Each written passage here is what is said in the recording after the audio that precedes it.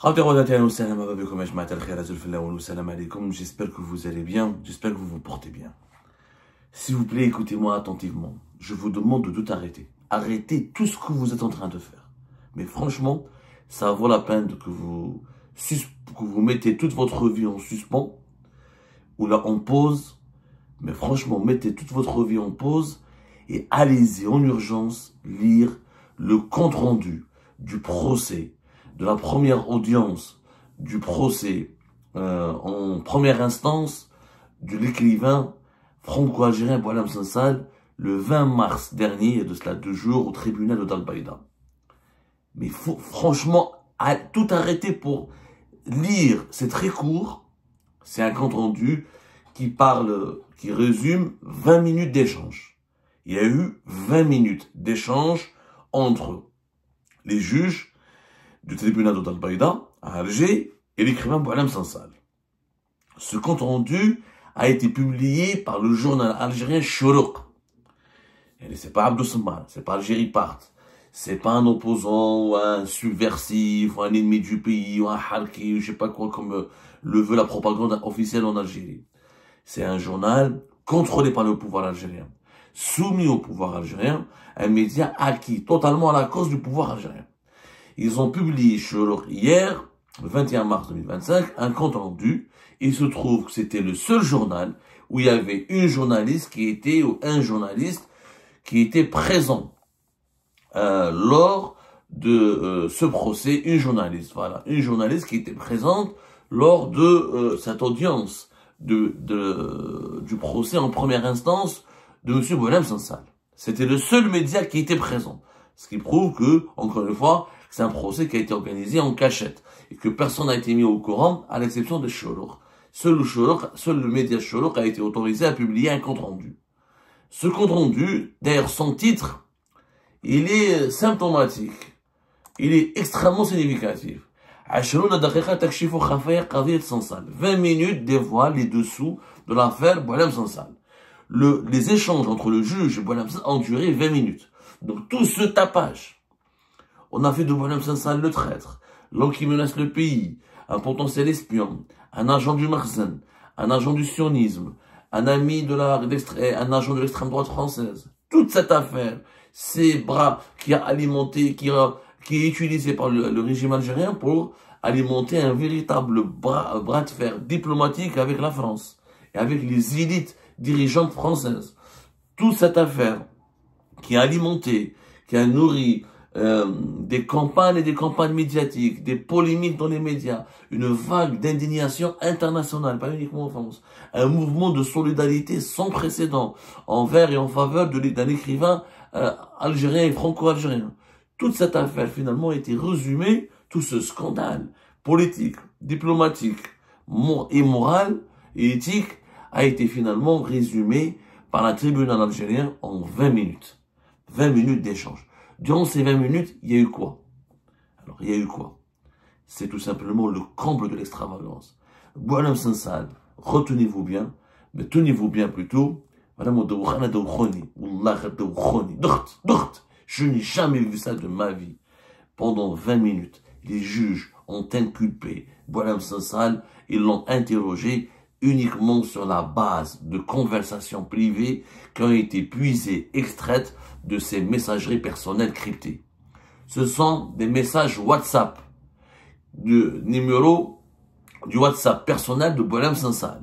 Des messages, des échanges de conversations privées entre Boualem Sansal, l'ancien ambassadeur de France, Xavier Driancourt, l'actuel ambassadeur de France à Alger, Stéphane Romaté. Ce sont ces conversations privées qui ont justifié ou qui ont permis ou qui ont été utilisées et ont exploité et instrumentalisées par la justice algérienne pour accabler Boualem Sansal, pour le mettre en prison et pour, tenez-vous bien, l'accuser de atteinte à l'unité nationale, outrage à corps constitué, atteinte à l'économie nationale et détention de vidéos et de publications menaçant la sécurité et la stabilité nationale. C'est ça l'affaire Boualem Sansal. Ce sont des conversations privées sur son WhatsApp avec Xavier Driancourt, l'ancien ambassadeur de France en Algérie, et l'actuel ambassadeur de France, Stéphane Romaté. C'est ça l'affaire Boualem Sansal. Ce n'est pas uniquement, et ce n'est pas seulement, et ce n'est pas vraiment ces fameuses interviews accordées début du mois d'octobre 2024 aux médias aux médias proches de l'extrême droite française, Frontières, dans cette interview, il accorde où il prend position, où il donne un commentaire maladroit sur l'histoire de l'Algérie, ou puisqu'il estime qu'une partie de l'ouest algérien, du territoire algérien, aurait fait partie du Maroc, relèverait de la souveraineté du Maroc à un moment donné de l'histoire de l'Algérie. Ce n'est pas du tout, uniquement et seulement, ce passage ou cette interview controversée ou ces propos très sulfureux qui ont permis à la justice, qui ont été utilisés par la justice algérienne pour inculper, emprisonner Boualem Sansal. Je répète encore une fois, des conversations privées. Nous allons citer, parmi lesquelles, par exemple, alors Stéphane Romaté et Monsieur Xavier Driancourt, et sont visiblement les amis de Boualem Sansal. Boualem Sansal est un écrivain, une personnalité publique, très lu en France, très lu par les francophones, et il est très proche des élites dirigeantes françaises. Il est bien introduit en France, il a beaucoup d'amis qui ont été des diplomates ou des politiciens qui ont travaillé de près ou de loin avec l'Algérie. Donc, il a des échanges avec Stéphane Romaté, actuel ambassadeur de France, et Xavier Driancourt, l'ancien ambassadeur de France, et sont ses amis. La justice algérienne, quand il a été arrêté le 16 novembre, les services secrets algériens ont saisi ses appareils de télécommunication, à savoir son ordinateur et son smartphone. Je ne sais pas s'il a eu deux ou un seul smartphone, en tout cas, ça n'a pas été précisé. Ils ont exploité son smartphone, comme tous les services de sécurité du monde le font. On parlera de ce point plus tard. Sauf que dans le smartphone de M. Boualem Sansal, comme c'est un écrivain, c'est pas un trafiquant d'armes, c'est pas un trafiquant de drogue, c'est pas un pédophile, c'est pas un acteur politique, c'est pas un président de parti politique, c'est pas un entrepreneur, c'est pas un homme d'affaires, c'est juste, Boualem Sansal n'est qu'un écrivain. Donc, il n'a rien, il n'a pas d'actifs, il n'a pas de patrimoine, il n'a pas d'organisation politique ou criminelle qu'il dirige, il n'est pas mêlé à un groupe politique, il est juste écrivain. Donc, ils ont sur son smartphone ou dans ses appareils de télécommunication des discussions privées. Ces discussions privées avec Xavier Driancourt et Stéphane Romaté ont été récupérées et elles ont été exploitées par la justice algérienne. Et qu'est-ce qui a été dit entre Xavier Driancourt et Boualem Sansal? C'est des blagues. Par exemple, un passage qui a été repris par la justice algérienne et que la justice algérienne a considéré comme un outrage à corps constitué, c'est un passage où Xavier Driancourt rigole avec Boualem Sansal et lui dit « Pourquoi tu es heureux en Algérie? Parce que vous avez le pétrole et Chengueleha ?» Et Boualem Sansal lui dit « Oui, je suis heureux parce qu'en Algérie, on a le pétrole et Chengueleha. » Avec cette phrase « Je suis heureux en Algérie parce qu'on a le pétrole et Chengueleha » a été considéré par le juge comme une offense, comme un outrage à corps constitué. Et le juge, les juges du tribunal d'Al-Baïda, le plus sérieusement possible, mais franchement, le plus sérieusement possible, ils ont interrogé Boualem Sansal sur cet échange privé qui relève d'une blague, qui relève de l'humour, mais c'est un échange privé. C'est dans le téléphone de M. Boualem Sansal. WhatsApp Théo, c'est une conversation privée. Ça n'a pas été, c'est pas un article, c'est pas un livre, c'est pas une publication publique. C'est privé. Il est un peu zinzin. Privé. Mais c'est binesh, en public. On ne s'est pas moqué de lui. C'est une discussion privée entre deux personnes. Et cryptée. WhatsApp. Personne ne peut y accéder. Au moins, ils ont accédé parce qu'ils ont déverrouillé le téléphone de Boualem Sansal. Et ils ont récupéré ces discussions. Privées, encore une fois. Elles n'ont pas été publiées sur un espace public. C'est important de le comprendre. Et Boualem Sansal a été interrogé sérieusement par le juge sur ce passage. Est-ce que vous avez offensé, pourquoi vous avez tenu des propos offensants contre M. Chengueleha? Boualem Sansal a répondu le plus normalement du monde que non, monsieur le juge, j'ai pas voulu offenser M. Chengueleha, j'ai juste dit à mon ami Xavier Driancourt, c'est un ami, il lui a dit, moi je ne parle pas de diplomatie avec lui, je parle pas de politique avec lui, je me mêle pas de son travail, je lui dis pas ce qu'il doit faire, il est à la retraite. Juste, on a échangé, j'ai donné mon point de vue sur la situation sécuritaire et économique de notre pays. Ni plus, ni moins. Ça, c'est pour l'affaire de Chengueleha. Alors, parmi les accueils, toujours dans les conversations privées, ils ont utilisé un autre passage pour accuser Boualem Sansal d'atteinte à l'économie nationale. C'est même pas des passages, c'est des mots, c'est des échanges. Pourquoi Boualem Sansal est accusé d'atteinte à l'économie nationale? Parce qu'il a dit, il a commenté, il a envoyé des messages entre lui et Xavier Driancourt, où il dit que l'Algérie, elle a été rejetée à 2 reprises par l'organisation des BRICS. BRICS, c'est l'organisation des pays émergents, des puissances émergentes, et la Chine, la Russie, l'Afrique du Sud, l'Algérie, elle a échoué en 2023 à intégrer les BRICS. On se rappelle tous, en août 2023, comment l'Algérie, la candidature de l'Algérie pour intégrer les BRICS a été rejetée catégoriquement, et l'Algérie, elle a bénéficié plus tard, en 2024, d'un statut de partenaire ou de partenaire, voilà. Un partenaire privilégié, même pas un partenaire, mais elle n'a jamais pu intégrer les BRICS. Et il y a eu une conversation privée entre Xavier Driancourt et Boualem Sansal sur ce sujet. Et ben les juges algériens ont considéré que c'est une atteinte à l'économie nationale. Je suis en train de torpiller l'économie nationale. Non mais est-ce on nage en plein délire? En quoi je sabote ou là j'ai comment on appelle ça? Je menace l'économie de mon pays en parlant de l'échec comment dirais-je? En parlant de l'échec de l'intégration de l'Algérie au BRICS, ou là au BRICS+, parce que maintenant on parle de BRICS+, depuis août 2023. Elle est où, Yeshma? Elle est où l'atteinte? Comment je peux déstabiliser l'économie de mon pays en disant que mon pays a échoué à intégrer les BRICS?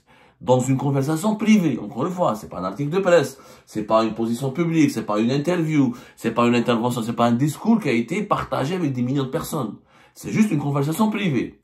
Alors, le plus grave, encore, c'est qu'il y a eu des conversations privées entre l'ambassadeur de France actuel, Stéphane Romaté, et monsieur Boualem Sansal. Et, kiff, elle a été utilisée, ces conversations, ont été utilisés pour inculper Boualem Sansal. On l'a interrogé là-dessus. Pourquoi tu parles à l'ambassadeur de France? Il lui a dit, moi, Boualem Sansal, il est libre de parler à l'ambassadeur de France, en fait. Stéphane Romaté connaît Boualem Sansal. Et Boualem Sansal, à chaque fois, à maintes reprises, quand on lui pose la question, il a dit, j'ai pas compris, monsieur le juge. D'abord, le procès s'est pas déroulé en arabe, parce que Boualem Sansal ne comprend pas l'arabe classique. Ils lui ont dit, est-ce que tu peux t'exprimer en arabe dialectal? Il leur a dit, je comprends pas beaucoup l'arabe dialectal, il a 75 ans, il fait partie d'une génération, ces Algériens et Algériens, qui sont beaucoup plus francophones, et même leur arabe dialectal est très différent de l'arabe dialectal d'aujourd'hui. Donc il est très âgé, donc il a préféré parler en français pour avoir des réponses précises, et pour ne pas susciter de la confusion. Bon, déjà la conversation a été très difficile entre lui et les juges, puisqu'il fallait qu'il lui traduise les questions, il fallait qu'il le relance à chaque fois, où il leur disait j'ai pas compris. Mais la même chose, quand avec l'actuel ambassadeur de France, Stéphane Romaté, ils lui ont demandé pourquoi tu lui parles. Moi je lui parle parce que c'est un ami, c'est une connaissance. Je ne me mêle pas de son travail de diplomate, il me consulte pas pour son travail, il partage pas ses secrets avec moi, c'est juste un ami. Après ils lui ont dit, mais tu lui as envoyé des messages WhatsApp où tu insultes, où tu es en train d'humilier l'armée nationale et populaire et les institutions du pays, comme le Parlement, parce qu'il a, dans une conversation, il a parlé du Parlement. Il a parlé du Parlement algérien, il a parlé des institutions du pays, dans des échanges privés, des conversations privées. Ça, il a dit, moi, j'ai pas voulu insulter. C'est un échange privé où je partage des avis privés avec l'actuel ambassadeur. Ni plus ni moins. Bon, le contenu des conversations entre Stéphane Romaté et Boualem Sansal n'a pas été précisé ou l'a explicité au cours du procès. Ils lui ont juste reproché d'avoir tenu des propos offensants, diffamatoires à l'encontre de l'armée et du Parlement algérien dans une conversation privée avec Stéphane Romaté. Sauf que c'est une conversation privée, encore une fois. La meilleure, c'est qu'ils ont trouvé dans le WhatsApp de Boualem Sansal une conversation entre lui et un certain membre du MAC. Le MAC, voilà, le MAC, vous savez, en Algérie, pour rendre une affaire sulfureuse, diabolique, et pour donner des relents d'affaires d'État à un scandale, il faut toujours utiliser le MAC ou la Kabylie. Le MAC, la Kabylie, ça marche toujours pour dire, séparatisme, terrorisme, division du pays, etc. C'est des ingrédients explosifs. Ça permet de créer une sauce très pimentée dans une affaire médiatique. Donc, le juge a interrogé Boualem Sansal sur une conversation privée entre lui il y a un certain Yazid. Boualem Sassal aurait dit que il se réjouit que le MAC demande l'indépendance de la Kabylie. Donc, le juge lui a dit, est-ce que, pourquoi tu défends l'indépendance de la Kabylie, donc la division du pays? En fait, c'est une conversation privée. Il n'a pas dit, il n'a pas pris, c'est pas un article de presse, ou là, encore une fois, un discours, ou je sais pas quoi, ou une intervention publique de Boualem Sassal. Et donc, Boualem Sassal, il a nié, il a dit, je n'ai jamais envoyé ces messages. Je n'ai pas envoyé de messages à des membres du MAC pour leur dire, que je suis heureux que vous demandiez l'indépendance de la Kabylie et l'émancipation de la Kabylie du reste de l'Algérie. Lui, il a nié avoir envoyé ces messages. Mais, c'est qui ce Yazid? Est-ce qu'il fait vraiment partie du MAC? Et est-ce qu'une conversation privée est une preuve accablante pour justifier l'emprisonnement ou l'incarcération d'un écrivain ou d'un être humain tout court, qu'il soit écrivain, qu'il soit éboueur, qu'il soit conducteur de bus? Est-ce que une conversation privée peut permettre de donner des éléments matériels qui justifient des poursuites judiciaires et de l'emprisonnement? C'est tout simplement... Ça n'a aucun sens. Je n'ai jamais vu une affaire comme celle-là. Elle est extravagante. Extravagante. Alors j'ai demandé à des sources algériennes, je leur ai dit, mais est-ce que vous êtes conscients des sources proches des autorités algériennes, ou même des sources judiciaires à qui j'ai parlé? Je dis, mais est-ce que ce procès est sérieux? Ils m'ont dit, oui, c'est une exploitation des téléphones, du smartphone de l'accusé, de l'inculpé. Ça se passe même en Europe, en France. Quand on arrête les personnes, on les place en garde à vue, leur téléphone est exploité et des éléments matériels sont utilisés justement après pour l'instruction judiciaire. Alors, effectivement, dans les pays civilisés, comme ici par exemple en France, dans tous les pays civilisés et développés, civilisés ça veut dire des pays développés économiquement, démocratiques, politiquement, et avec une ouverture, un respect des droits de l'homme, une véritable culture de respect des droits de l'homme et des libertés publiques et individuelles, effectivement, quand on arrête des gens, quand ils sont placés en garde à vue, on exploite leur téléphone, leur smartphone. En France, par exemple, il y a une loi qui te dit, il est puni de 3 ans d'emprisonnement, quiconque, ayant connaissance de la convention secrète de déchiffrement d'un moyen de cryptologie susceptible d'avoir été utilisé pour préparer, faciliter ou commettre un crime ou un délit, de refuser de remettre la dite convention aux autorités judiciaires ou de les mettre en œuvre sur les réquisitions de ces autorités délivrées en application des titres. Voilà. Il y a une loi qui dit que globalement, je traduis, j'explicite, que quand on est arrêté, quand on est soupçonné d'avoir commis un crime ou d'avoir participé à un crime, je dis bien, alors utilisé pour préparer, faciliter ou commettre un crime ou un délit. Commettre un crime ou un délit. On est obligé de donner son smartphone à la police, ou à la police judiciaire, ou à la gendarmerie, ou au service secret, et on est obligé de donner les codes de son téléphone, ou de permettre à ces policiers ou ces gendarmes d'accéder à nos données secrètes, pour justement exploiter ces données et pour essayer de trouver des éléments matériels qui infirment ou qui confirment la participation du suspect à un crime ou un délit. Alors, crime ou délit. Le crime veut dire quoi? Que quelque chose a été perpétré sur l'espace public, dans l'espace public. Délit, ça veut dire la même chose. Un crime ou un délit, c'est des actions publiques. La définition d'un crime, c'est très simple. Vous pouvez avoir n'importe quelle justice à travers le monde. Vous mettez définition crime, qu'est-ce que c'est qu'un crime? Une infraction grave que les lois punissent. Comme un assassinat, etc. C'est une infraction, mais l'infraction doit être publique. Elle doit être connue dans un lieu, dans un moment précis. Le délit, la même chose. Qu'est-ce que c'est qu'un délit? Un délit, donc, enfin, pédagogie, parce que la justice algérienne nous a rendus fous. Le délit, c'est un fait qui est prohibé dont la loi prévoit la sanction par une peine. Ce sont des infractions. Une infraction, ça veut dire qu'il y a un comportement dans la réalité. Or, une conversation privée n'est pas un crime. Les propos sont restés uniquement privés. Ce n'est pas un crime, ce n'est pas un délit. Il est où le crime? Il est où le délit quand je parle à Xavier Driancourt, à titre privé? Il est où le crime? Il est où le délit quand je parle à l'ambassadeur de France, à titre privé? Est-ce que Boualem Sassal est un fonctionnaire de l'État? Non. Est-ce que c'est un diplomate algérien? Non. Est-ce que il travaille pour une institution étatique? Non. C'est un écrivain, privé, simple citoyen. Il ne détient aucune information confidentielle. Il n'a pas accès à des informations secret défense, classé secret défense, ou la classé secret d'État, ou la classé tout simplement confidentielle. Il n'a absolument, c'est un citoyen lambda. C'est son droit de blaguer, de rigoler, de commenter la situation de son pays dans un espace privé. Il n'y a pas de crime. Le crime, en France, on arrête les gens pour leur prendre leur smartphone et on enquête. D'ailleurs, c'est très encadré, hein, pour demander le code de son smartphone, du smartphone à l'accusé, au suspect, pas l'accusé, au suspect, parce qu'il est suspect. Quand on arrête quelqu'un en France, on est suspect. On n'est pas encore accusé. Il faut que la justice procède à une mise en examen pour qu'on soit accusé.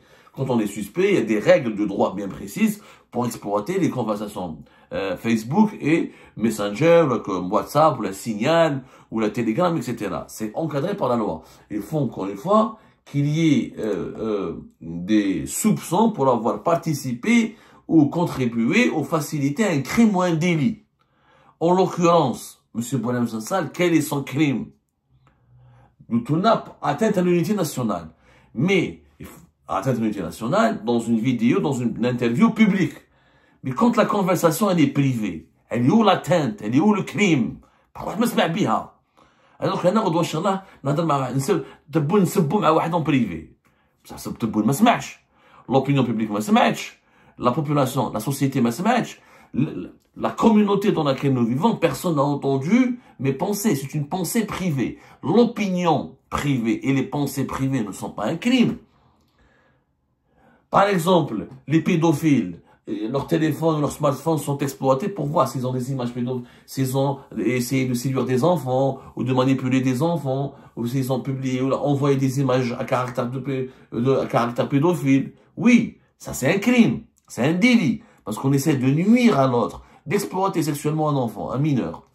Mais, quand j'exprime une opinion privée, avec un ami, avec une connaissance privée, et que cette opinion n'a pas provoqué, ou n'a pas suscité une conduite dans la réalité, un comportement dans la réalité, il n'y a pas de crime, il n'y a pas de délit. On nage en plein délire. C'est un procès délirant. Ce compte rendu nous permet de constater quoi? Nous permet de conclure quoi? Même pas de constater, c'est une conclusion. La justice algérienne est une catastrophe absolue. On n'a pas de justice. On n'a même pas de juge. On n'a rien. C'est une jungle. Quand quelqu'un il est emprisonné, inculpé, d'outrage à corps constitué, d'atteinte à l'unité nationale, d'atteinte à l'économie nationale et de détention de vidéos, voilà, je vous ai pas tout dit. Dans le procès qui a duré 20 minutes, dans les échanges, l'audience qui a duré 20 minutes, de Boualem Sansal, ils ont trouvé sur son ordinateur ou sur son smartphone un article qui n'a pas été publié. Un article qui n'a même pas été publié. On l'a interrogé là-dessus. Pourquoi tu as dit ça et ça et ça dans cet article? Il n'a pas été publié. C'est un écrit privé. Donc là, c'est mon journal intime. Donc là, je fais un journal intime, je ne le publie pas. Il est où le crime? Il est où le délit? C'est de la pure folie. C'est du délire total. C'est délirant. C'est un procès délirant.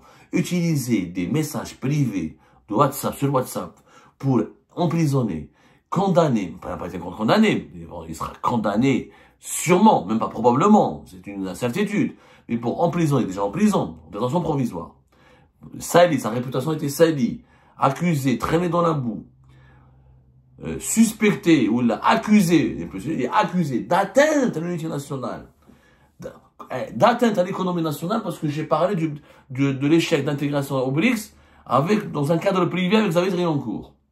Et sur un article qui n'a même pas été publié, c'est grave.